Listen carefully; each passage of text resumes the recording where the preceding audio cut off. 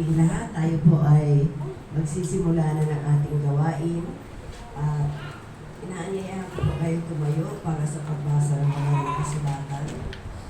Sabi dito sa Awit 37 verses 3 and 4, umasa ka sa Diyos ang mabuti gawin at mananahan kang ligtas sa lupain. Sa Diyos mo hanapin ang kaligayahan at ang pangarap mo ay iyong makakamtan. Wala pala tayong dapat asahan, kundi ang Diyos lamang. No? At sa Diyos din natin hahanapin ang kaligayahan. At ang sabi dito, pangarap mo ay iyong makakamtan. Ang lahat ng bagay ay magkakaloob ng Diyos.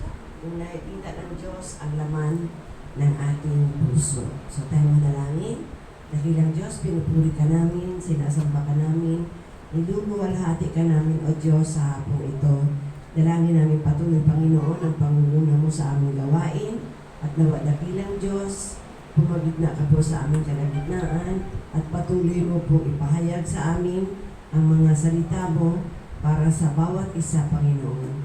Nawa, O Diyos, kalugdan mo po ang bawat isa sa aming pagpuri sa iyo, Panginoon, sa pamamagitan ng mga awitin, sa pamamagitan ng pagbasa ng iyong banal na kasulatan, at sa pamamagitan ng mensahe na ipapadala mo sa amin. Lord Jesus, amin pong dinadala sa panalangin sa hapon ito, si Ate Aleli, si Ate Mel pala, Panginoon, na kasalukuyang may nararamdaman at nasa Batangas. O Lord, ikaw ang dakilang manggagamot.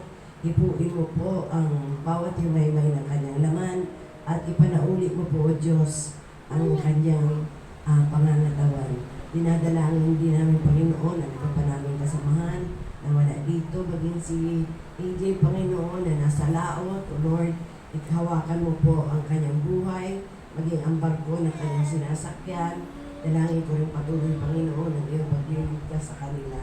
And din po ang mga wala pa dito, dalhin mo po ang kanilang mga paa, Panginoon, sa dakot ito upang sama-sama kaming sumamba at magpuri sa iyo. Ito pang aming dalangin sa pangalan ni Jesus.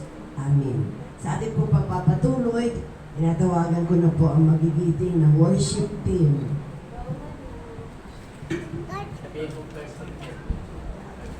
First and third lang. Kasi wala lyrics yun.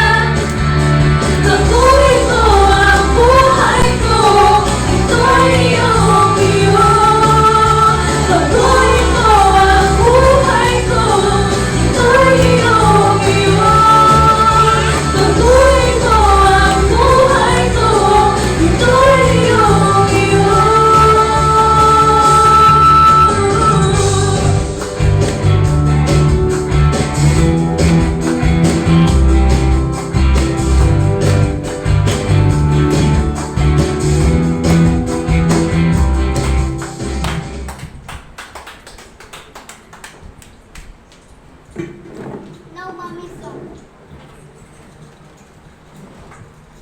Salamat po sa ating worship team. Ang sabi, No, mommy, so. ang Diyos ang babago sa ating buhay. Ha? Sino nagmamayari ng ating buhay, mga kapatid? Ang Diyos. Ang Diyos. No? Ang No, ating so. buhay dati, No. pag-aari natin. Nung tayo ay tinubos na ng Diyos, hindi na natin pag-aari ang ating buhay. Hindi na yung kagustuhan natin ang masusunod, kundi yung kagustuhan ng Diyos. Ngayon nga po, muli ay makakarinig tayo ng mensahe ng buhay na dadalhin sa atin ngayong hapon ni Pastor Edgar San Miguel. Siya po ay magpapatuloy na.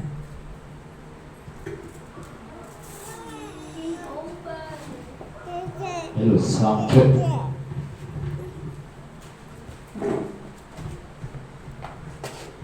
Magandang hapon po sa ating lahat. Ako'y nagagalak pag nakikita ko ang pamilya Borcolio. Huwag po kayong magbabago dahil hindi kayo iiwan, ipababayaan man ang ating Panginoon. Napakahalaga po niya. Alam niyo po ba, yung ating inawit dalawa, baguhin mo ako, ako'y binago niya. No? Di ba yan ang sinabi ko sa inyo noon, na hindi tayo ang magbabago sa ating sarili. Kasi pag tayo ang nagbago sa ating sarili, magyayabang tayo. Kaya pala nating baguhin, at saka hindi lang yan ang sinasabi ko. Pag binago natin, kaya nating ibalik. No? Kaya nating ibalik yung dati, tapos babago ulit, balik-balik lang. Pero pag ang Diyos ang bumago sa atin, hindi na ibabalik ni Lord. Kaya natutuwa ako nung may tatlo yata dito na bautismo, no? Wala si Noemi. Oo, ngayon, tatlo lang. Ay, apat ngayon, si Angel Pitt, si Lily, si Alex, apat pala. Sorry, ang wala lang si Noemi. Okay, so apat kayo. So, kayo ngayon ay binago na. At ang topic natin na mamaya, authority of the believer. Yung authority. Nasa inyo na. Mamaya muna yan na yung ating topic. Okay, so, gusto kong ibigay sa inyo, ibahagi yung si Jesus. No? Kasi, kami mga manggagawa, at hindi lang kami mga manggagawa, mamaya mauunawaan nyo lahat ng believers. Pwede nyo pong kausapin ang banal na Espiritu ni Jesus. Pwede pong kausapin. Alam nyo, nakakausap ko po siya between 3 to 5 in the morning. Kasi tahimik, di ba? Nadali ang mga karamihan, tulog pa. No? Ang katabi ko nga, umihilig pa. Joke. Tulog na tulog. Ibig sabihin, mahimbing ang tulog niya. So, masarap makausap ang Espiritu ni Kristo. Sa papaanong paraan, baka sabihin niyo, si Pastor nababaliw na yata. Nakakausap daw ang Holy Spirit. No, maraming paraan po ang pag nakausap ang Holy Spirit. Yung iba, ang New Life, speaking in tongues. Sa pamamagitan ng pagsalita nila na hindi maunawaan, nakakausap nila ang Diyos. Ako naman, sa pamamagitan ng pagbabasa ng Bible, yan po tandaan natin sa pamamagitan ng pagbabasa ng Bible, nakakausap ko siya. Kaya nga, maraming insight na habang tayong tahimik, maraming insight na ibibigay sa iyo ni Lord. Bibigyan ko kayo ng isang sample na ibinigay niya. Maaaring hindi kayo maniwala. Tatanungin ko kayo, mayroon bang tinatawag na perfect church? Mayroon bang perfect church? Mayroon bang perfect human? Iba ang kasabihan. Ang kasabihan sa ngayon, there is no perfect church. Diba? Yan ang kasabihan. There is no perfect human. Okay, sasabihin ko sa inyo, sinabi sa akin ni Jesus, habang nagmumuni-muni ako ng salita niya, ang sabi niya, itong church na ito sa 18440 Tabon, Kawit, Cavite, ito ay perfect. Perfect church. Yan ang sabi niya sa akin. Payag ba kayo? Naniniwala ba kayo na itong church na ito napakaliit, si Jesus ang daan, is a perfect church. Naka-YouTube po tayo, mapapakinggan nila yan, sasabihin niya si Pastor, naiiba na naman ang turo. Diba? Sino ba ang perfect? Nakilala niyo? Si Jesus. Diba? Si Jesus ang nagmamayari nito. Hindi ako.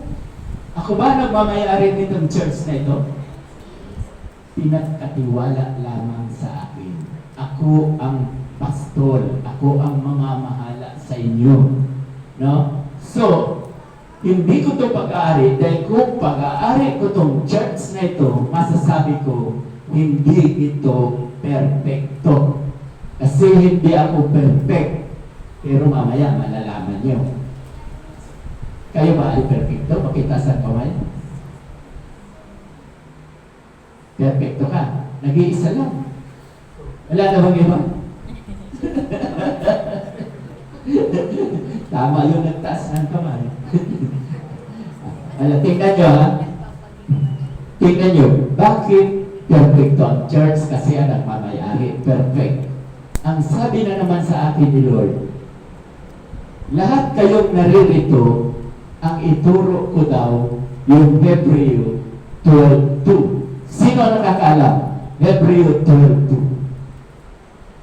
Sino nakaka-memorya? Sirit. Ang sabi ko doon, fixing your eyes on Jesus, the author and the perfecter of faith. Sa Tagalog, ituon daw natin ang ating paningin kay Jesucristo na siyang pinanggalingan ng ating pananampalataya. Ano bang ibig sabihin? Focus your eyes. So, ang sabi sa akin ni Jesus, lahat kayo na naririto, na nakaupo dyan, para maging perfecto kayo, huwag niyong titingnan ang katabi niyo. Huwag niyong titingnan yung magulang niyo. Kasi pag ang katabi mo, nakita mo ang magulang mo, hindi ka na perfecto. Nakukuha niyo bang ibig kong sabihin? Kung nakaupo kayo dyan, nakapokus ang inyong mata kay Jesus, nakikita mo ba ang katabi mo? Pag sinabing focus, siya lang, si Jesus lang ang titingnan natin.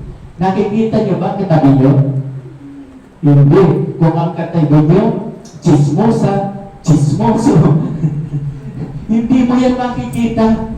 Bakit hindi mo makikita?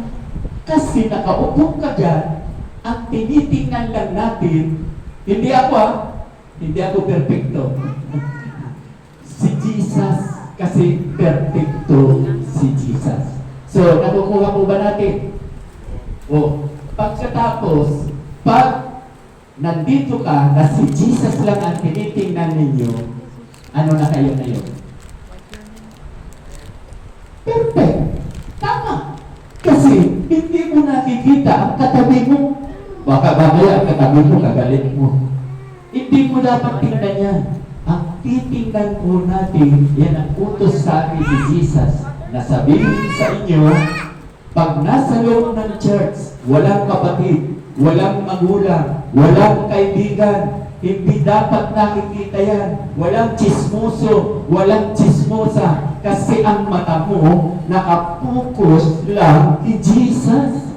So, lahat ang dito lang sa church na to, ang tinatawag ko perfecto.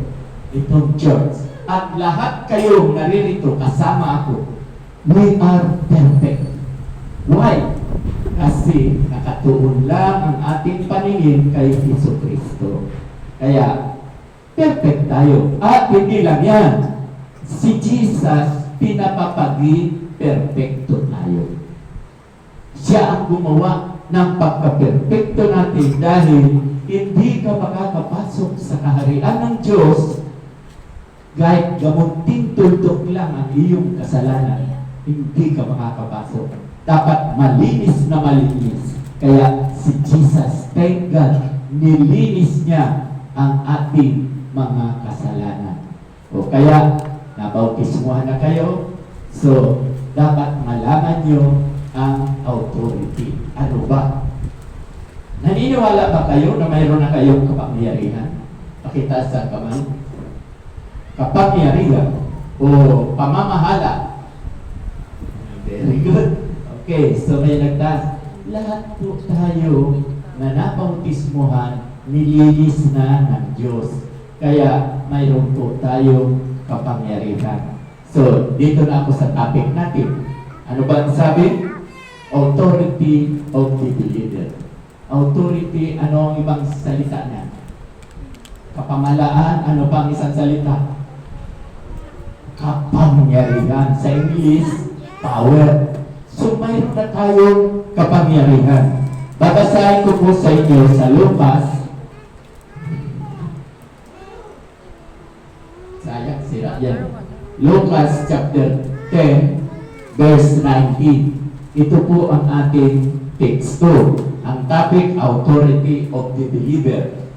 Ang teksto po ay Lucas chapter 10, verse 19. Ang sinasabi po, narito, binigyan ko kayo ng kapangyarihan na inyong yurakan ang mga as at ang mga alakdan at sa ibabaw ng lahat ng kapangyarihan ng kaaway. At sa anumang paraay, hindi kayo maaano. Kita mo ang kapangyarihan? Walang sinabi ang ahas sa atin dahil ang ahas, diablo yan eh. No? Ang sabi niya, ulitin ko, binibigyan ko kayo ng kapangyarihan na inyong yurakan ang mga ahas at ang mga alakdan at sa ibabaw ng lahat ng kapangyarihan ng kaaway. Walang sinabi ang kapangyarihan ng kaaway. At sa anumang paraay, hindi tayo maaano. Ito ang problema. Anyway, maraming bago sa inyo na nabautismuhan. Pero tandaan po ninyo, nang binautismuhan kayo, di ba si Jesus ang isang halimbawa? Nagsalita ang Ama sa langit. Ang sabi niya, ang lubos kong kinalulugdang anak, si Jesus. At yung Holy Spirit, banal na Espiritu, ng anyong kalapati. Kaya yung Ama, Anak, at Espiritu Santo, nandoon siya ng bininyagan. Kaya kayong mga binyagan na lahat, mayroon na po kayong Holy Spirit. Ano ba ang pangsyon? Ano ba ang pangsyon ng banal na Espiritu sa buhay natin? Okay, Spirit muna. Okay. Paano ninyo malalaman, paano natin malalaman na tayo ay mga anak ng Diyos? Diba? John 1:12, subalit ang lahat ng tumanggap at nananalig sa Kanya ay binibigyan niya ng karapatang maging anak ng Diyos. So tayo ay anak ng Diyos. Ano ngayon ang katibayan ninyo? Ano ang katibayan natin na tayo nga ay mga anak ng Diyos? Ano pa? Mababasa po natin sa Romans chapter 8 verse 16. Ang Espiritu, ang banal na Espiritu, kasama ng ating Espiritu, ang siyang magpapatunay na tayo ay mga anak ng Diyos. Kaya nga, diba, ang lahat ng Kristiyano na tumanggap sa Kanya, diba, kinilalang makasalanan, pinagsisihan ng kasalanan, humingi ng tawad, tinanggap siya bilang Panginoon at tagapagligtas. Nasa katawan na po natin, nasa puso na po natin ang Espiritu. Kaya kasama na natin ang Espiritu. So, yan ang magpapatunay, ang Espiritu, kasama ng ating Espiritu, na tayo ay mga anak ng Diyos. Di ba napakaganda? Babasahin ko rin po sa Lucas. Lucas chapter 10, verse 16. Ang sinasabi po rito, ang mga nakikinig sa inyo ay sa akin nakikinig. Diba? Ganda, no? Pati ang ilong ko. sabi, ang nakikinig sa atin, sa inyo at sa akin, ay nakikinig sa Diyos. Ulitin ko ha, Lucas chapter 10 verse 16. Ang nakikinig sa inyo ay sa akin nakikinig, kay Jesus ha. At ang nagtatakwil sa inyo ay ako ang tinatakwil. Sabi ni Jesus, siya ang itinatakwil. At ang nagtatakwil sa kanya ay itinatakwil ang sa akin nagsugo. Kita mo? Sino yung nagsugo? Kay Jesus. Ama. Diba? Kaya tayo may power, may kapangyarihan. Huwag tayong matakot. Lahat ng gusto nyong dalhin dito, may kapangyarihan na kayo. Ipag-pray ninyo, ipanalangin nyo kay Jesus. Balang araw, magugulat kayo. Kasama nyo na rito. Dahil siya ay may kapangyarihan. Pag kayo daw ay itinakwil, hindi kayo kinilala, maging ako, pag hindi ako kinilala, ang itinatakwil, hindi kayo, hindi ako. Sino? Si Jesus ang itinatakwil nila. At ang nagtatakwil kay Jesus, nagtatakwil din sa Ama. So, kawawa na. Wala na siyang Diyos, wala na siyang Ama, wala siyang Anak, wala siyang Holy Spirit. Pinakakawawa. No? Kaya papalag tayo na mayroon tayong kapangyarihan. No? Asahin ko pa yung iba. Marcos 16:17. Ang sabi po, at lalaki ang mga tandang ito sa magsisisampalataya, mga magpapalabas sila ng mga demonyo sa aking pangalan. Magsasalita sila ng iba't ibang wika. Kita nyo, power natin. At tandaan po natin, marami pong sinasaniban na diablo. Yung walang Kristo. Hindi katulad natin, mayroon na tayong Kristo sa puso natin. Pag walang Kristo sa puso natin, sila ay sinasaniban ng diablo. Kaya nga pag may nakikita kayong lasing, gustong magwala, no? Gustong magwala, gustong maguramentado, sasabihin nyo lang, in Jesus' name. Tumigil siya. Titigil yan. May kapangyarihan tayo. In Jesus' name, patigilin mo po, Lord. O kaya tumigil ka. Dahil mayroon na tayong power. Kahit nga ang mga kuwan, ang mga apostol, bumuhay ng patay. Si Peter. Si Elijah, Propeta Elijah, bumuhay din ng patay. No? At sinabi ni Propeta Elijah, at 3 years na hindi umulan. Hindi nga umulan.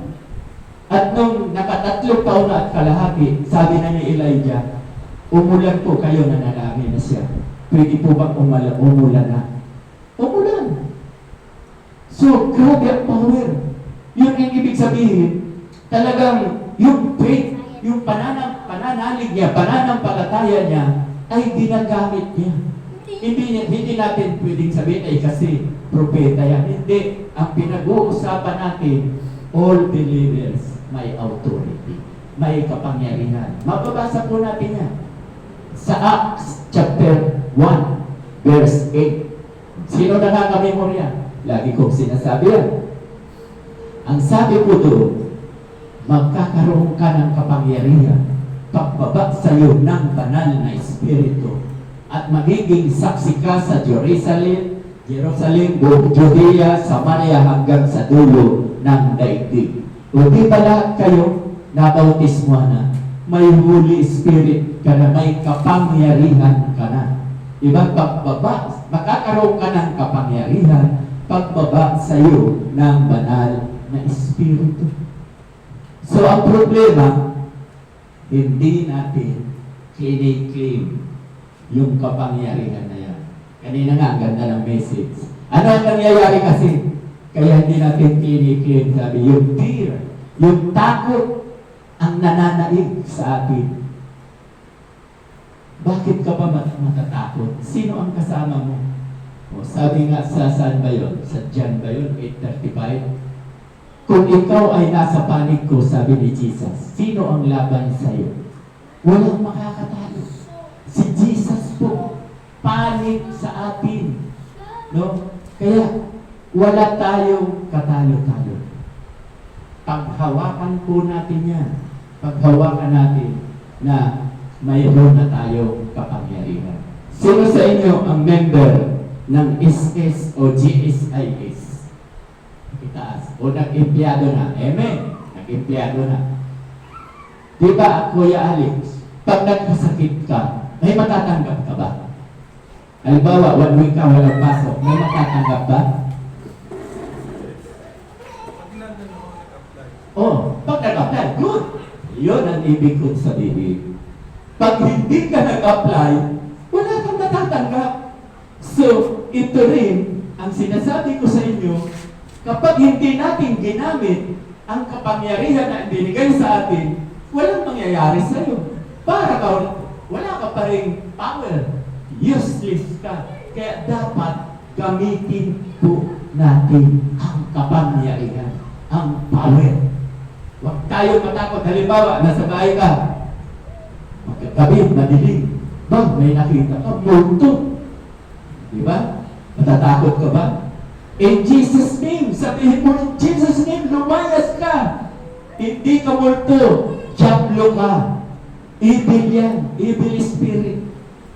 Lalayas yan, mawawala yan. Dahil matapang kayo. In Jesus' name, lagi mong sasabihin, nire-review mo. Di ba yung ating pag-aralan noong nakaraang linggo? Ano ba yung tinabi ko? Yung sa Bible? Na ang Bible ay pinakasihan ng banal na espiritu. So, dapat natin tanggapin po yung banal na espiritu. Okay, so, i-claim po natin tulad nung sinabi ni Kuya Alex. Pag hindi ka nag-claim, wala kang power. Wala kang biyaya. Kaya, i-claim. Paghawakan natin na mayroon na tayong kapangyarihan. Napakahalaga po niya. No? Okay, so, titingnan ko ba kung mayroon pa? Marcos 16:17. Apokalipsis 12:9. At inihagis ang malaking dragon, ang matandang ahas, ang tinatawag na Diablo at Satanas, ang dumadaya sa buong sanlibutan. Siya'y inihagis sa lupa at ang kanyang mga anghel ay inihagis na kasama niya. Kaya ito, yung Diablo spirito, inihagis na yan. Talo na yan. Sabi nga sa Genesis chapter 3, verse 15, yung ahas, yung ulo ng ahas, dinurog na ng sakong ni Kristo. Talo na po ang Diablo. Kaya hindi na po yan magtatagumpay sa atin. Kasi tayo ngayon ay mga anak ng Diyos at mayroon na tayo kapangyarihan. Nakukuha ba natin? Nagkasakit. Tulad ni Ate Mel, may dinaramdam. May power tayo. Patungan nyo. Panalangin nyo. In Jesus' name. Ikaw po, Lord, ang dakilang manggagamot. Pagalingin po ninyo ang mami ko. Gagawin po yan. Pero, may kasama ang gamot. No? Pagsamahin, prayer and medicine. Dahil, fatalistic ang tawag namin o extreme. Masyadong extreme ang hindi umiinom ng gamot. Diba? Nasabi ko rin sa inyo. Kasi itong gamot at doktor galing sa Diyos. Ibinigay niya na yan. No? Na alam niyo na ba yung kwento na masyadong extreme? Kwento ko sa inyo para hindi natin gayahin. Sabi ng barangay, si Kuya Alex barangay, oh, Ate Lynn, baba na rito. Punta ka na sa Kwan. Sa mataas na lugar. Yung mayroong anong pinatawag nila doon? Ha? Hindi, tent yun. Evacuation center. Eh, sabi ni Ate Lynn, oh, mahal ako ng Diyos. Hindi ako pababayaan. Eh, bumaha na hanggang 3rd floor. Tapos, pumunta ang boat, no? Sabi na naman, Lilia San Miguel, punta ka na rito. Sumakay ka na. Ay, hindi. Mahal ako ng Diyos. Hindi ako pababayaan. Umabot na sa bubong. Nandoon na siya sa bubong. Mayroon ng helicopter. Sakay ka na. Dahil malulunod ka dyan. Sabi na naman niya, napakatigas ng ulo talaga. Hindi ako pababayaan ng Diyos ko. Di ba? Nalunod, namatay. Pagdating sa langit, kinuha pa niya, pinisyon niya ba ang Diyos? Sabi nito, sabi mo, mahal mo ako, bakit mo ako pinabayaan? Sabi naman ng God, ano ka? Una-una, inutusan ko si Kuya Alex na umalis ka na. Hindi mo pinansin. Tapos nasa third floor na, may bangka na, hindi ka pa rin sumakay. O pagkatapos sa bubong, mayroong helicopter, hindi ka pa rin sumakay. Kita niyo, galing pala sa Diyos yun. Masyado lang extreme ang tinatawag dyan. Yung ginawa niya, matatawag natin fatalistic. Walang tiwala sa mga ipinadala. Kaya ito, hindi naniniwala sa gamot. Ganon din po yan. Extreme.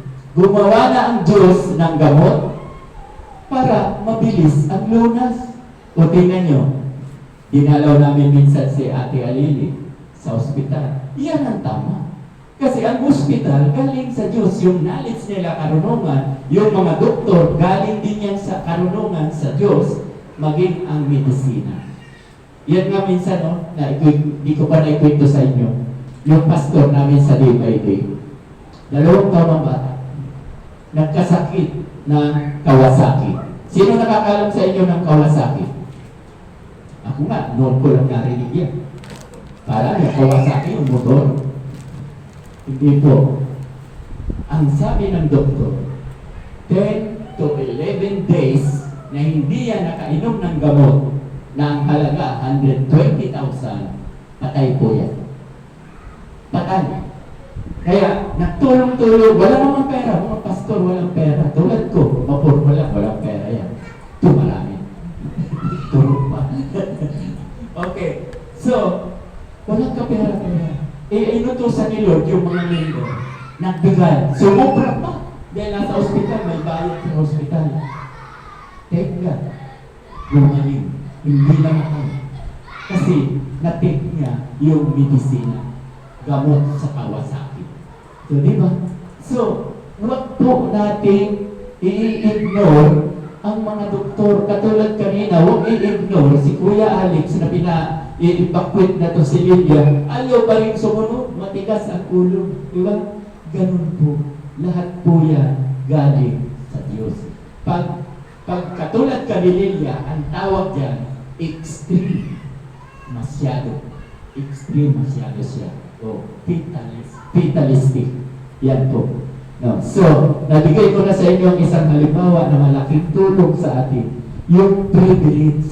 Mayroon po tayong kapangyarihan. Di ba yung muli kong binasa? Kahit pagjablon, kahit paahas o ano pa man, kaya nating sigawan, kaya nating palayasin yan. Kasi nasa atin si Jesus. Hindi tayo iiwan ni pababayaan man. Yan po ang napakahalaga. Kaya thank God na kayo ay naririto. Pero mas maganda yung sinabi ko kanina na ipag-pray nyo ang gusto nyo pang isama rito. Dahil alam ko, palalaguin ko yun. Kasi di ba? This is a perfect church. Ang nagmamayari nito si Jesus, wala nang iba. Kaya hindi papayag si Jesus na manatili tayong ganito lang. Palalaguin tayo. Maraming. Tayo po'y manalangin. Lord, maraming salamat po sa mensahe na iyong ibinigay sa akin para ipaabot sa mga kapatid ko ito. Tunay nga po, Lord, na kaming lahat ay mayroon ng kapangyarihan magpalayas ng diablo, magpalayas, apakan kung ano man ang alakdan, sipain, hindi na po tatalab sa amin yan. Sabi ko pa nga ng mga apostolong panahon, kahit sila makainom ng lason, hindi tatalab sa kanila ang lason. Kahit matupa sila ng kopra, hindi rin tatalab ang kamandag ng kopra dahil kasama ka po nila. Kaya thank God. Maraming salamat po in Jesus' name. Amen.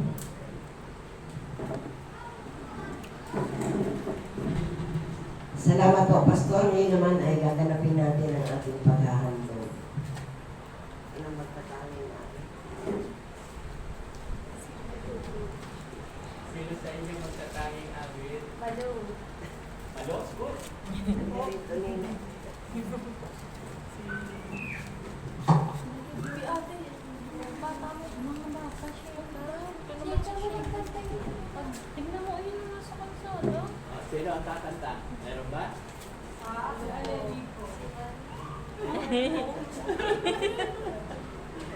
Next week na daw po si Mal. Oh, next week. So, ano ay yung ating topic ngayon?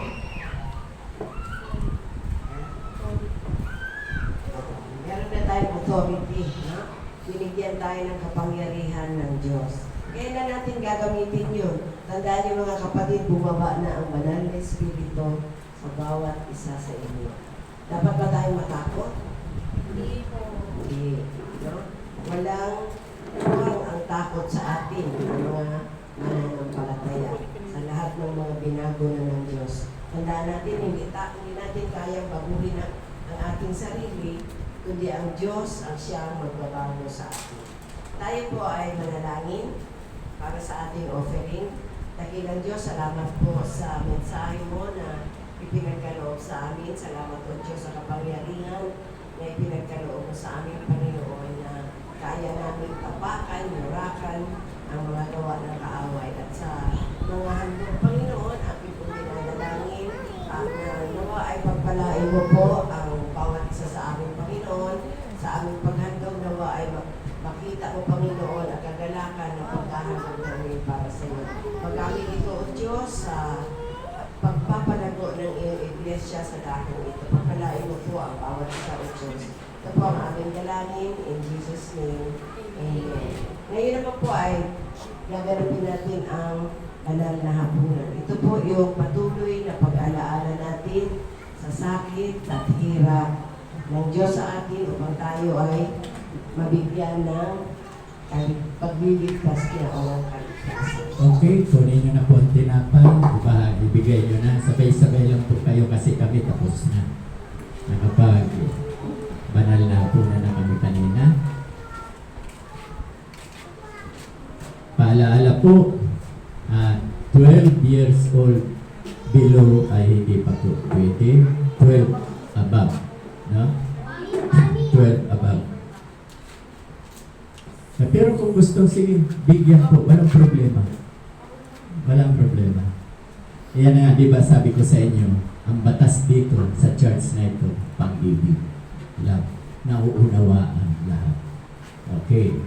So, nang gabi siya ipagkanulo, dumampot ng tinapay si Jesus at pinagpasalamat at kanyang pinagpira-piraso at sinabi, kainin niyo ito bilang pag-alaala sa akin. Sabay-sabay po ang tinapay na ating kainin. At magkatapos maghapunan, dumampot siya ng kupa at kanyang sinabi, ito ang mabuting balita. Uminom kayo yan na pag-alaala para sa akin. Sabay-sabay po natin inumin ng alak. Ate Lil, pakipag-pray. Tayo manalangin, dakilang Diyos, salamat sa pagliligtas mo sa amin at sa aming pagganap, Panginoon, tunay na naalaala ka namin, Panginoon, ang iyong hirap at sakit sa krus ng Kalbaryo upang ang bawat isa sa amin ay malinis sa aming mga kasalanan. Salamat sa pribilehiyo, O Diyos, na kami ay nakaganap ng pag-alaala sa iyo. Salamat din po, Panginoon, na kami ay nilinis mo na, kami ngayon ay malaya na, at kami ay may kapangyarihan na. Ito po ang aming dalangin, in Jesus' name, Amen. Tayo po ay manalangin. Ang manaming Diyos na makapangyarihan sa lahat, marami pong salamat at muli ay pinigyan mo kami sa dakong ito upang kami po ay magpuri, magpasalamat at sambahin na po namin sa Espiritu at katotohanan. Dalangin ko po, Lord, sa gabing ito, yung mga may karamdaman, katulad ni Ate Mel, katulad ni Ate Lilia, na aking may bahay, o sino pa man po na mga kapatira namin. Si Ate Arlene Senya, mayroon din po karamdaman kanina at ang iba pa. Nananalig po ako, nananampalataya na kayo po ang Jehovah Rapha, ang dakilang manggagamot.